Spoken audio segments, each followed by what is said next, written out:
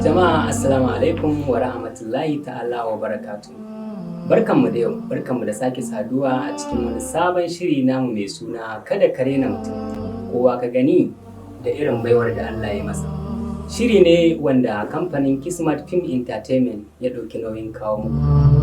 To a yau dai wannan shiri namu na kada ka raina mutum ya gayyato muku wani babban bako har cikin wannan zaure.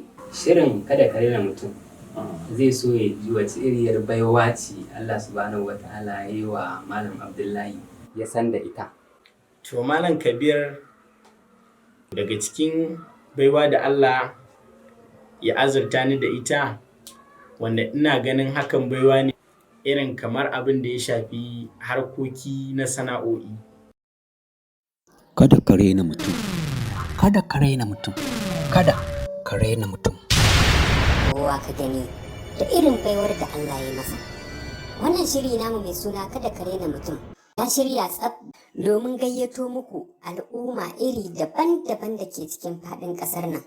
Ga masu son ziyartar wannan gidan TV, za ku iya samun mu a kan lambobin waya kamar haka: 081 2983 5072 ko kuma 070 6384 2936. Wannan kasaitaccen shiri zai dinga zuwa muku ne a YouTube channel mai suna kada ka raina mutum, ranar Asabar karfe 8 na dare.